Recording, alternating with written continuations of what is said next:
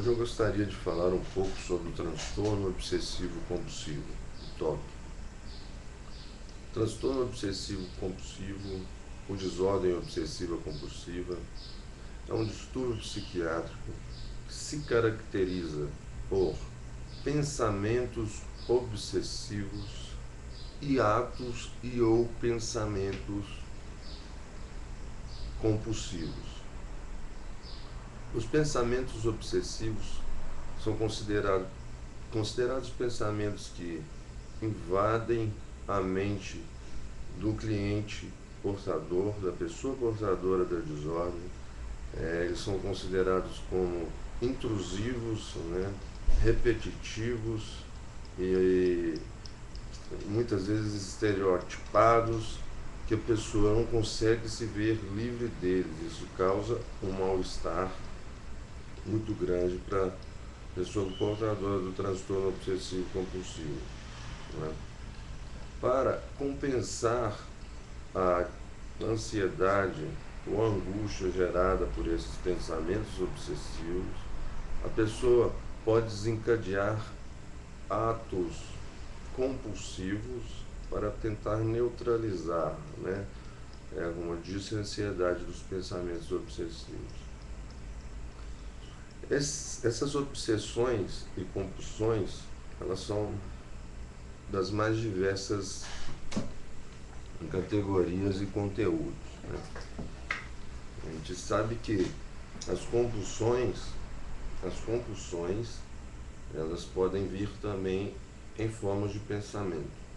Então, basicamente, a pessoa sofre com pensamentos obsessivos, com essas obsessões, que são muito incômodas. A pessoa reconhece que às vezes é absurdo, os pensamentos são absurdos, mas não consegue se livrar deles. Então, isso que gera ansiedade, isso que gera angústia, e por essa angústia, por essa ansiedade, é que a pessoa é impelida às compulsões. Alguns exemplos de compulsões, né? Checar. A pessoa tem que conferir várias vezes se a porta do carro está aberta, a pessoa tem que conferir várias vezes se o gás está aberto, né? Às vezes é muito comum a pessoa apagar e acender a luz algumas vezes, mesmo sabendo que ela já apagou, né, a luz. E existe um número de vezes que varia em cada portador da doença, né? Na prática clínica, eu vejo que o número 3 é muito comum. Por exemplo, a pessoa relata: eu tenho que acender e apagar 3 vezes a luz para eu ter certeza que eu apaguei a luz. E se eu não o fizer, o que acontece é que quando eu vou dormir, aquela ansiedade, angústia tão grande, eu acabo não conseguindo dormir. Então, eu prefiro desencadear esse processo de apagar, acender, apagar, acender, apagar, acender 3 vezes para poder dormir. Então, essa é uma maneira de aliviar, né, o mal-estar causado pelas obsessões. Outra compulsão comum é a compulsão por limpar. A pessoa, normalmente, ela tem o medo de se contaminar, né?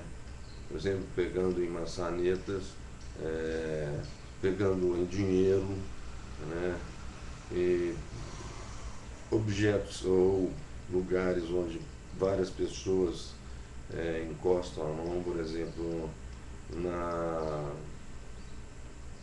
cadeira de um ônibus ou no mastro lá da cadeira do ônibus. Então, a pessoa, ao encostar e ao pegar, ela se sente contaminada e aquilo dá uma sensação de mal-estar muito grande.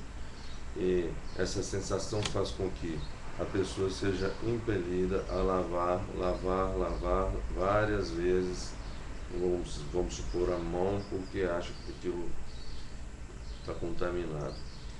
É comum, em alguns casos, a pessoa lave tanto e tanto e tanto as mãos e chega a ter feridas e até sangramento nas mãos, né? Por fricção. Então essa é uma outra maneira de compulsão. Existem algumas outras maneiras de compulsão, mas vamos nos ater a essas duas, provavelmente as mais comuns, para poder falar um pouco da incidência desse transtorno, né? Como foi dito, é um transtorno comum. As estatísticas, né, e os textos, os artigos, as meta-análises, elas têm um consenso de que aproximadamente 3 a 5% da população pode ser acometida por esse tipo de doença psiquiátrica, né, o distúrbio psiquiátrico.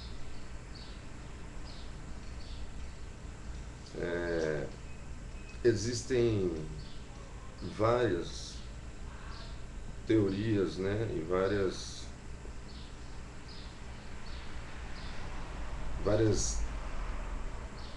vamos dizer assim, várias enfoques para a etiologia do toque, que é isso. O que causa o toque? A gente sabe que existem influências genéticas no toque, mesmo porque observa-se que em famílias portadoras de toque, a probabilidade de ter descendentes ou poscendentes com a doença é maior que famílias em que não existe o histórico de toque. Eu cito um exemplo interessante de que um cliente chegou ao meu consultório com os sintomas típicos de toque, né? Ele tinha a mania de conferir a chave do guarda-roupa e bater 3 vezes na porta e fazer uma oração breve antes de sair de casa, porque se ele não fizesse isso, alguma coisa ruim ia acontecer com um ente querido, né? Então, aquilo é uma coisa que gerava muito sofrimento a ele, né?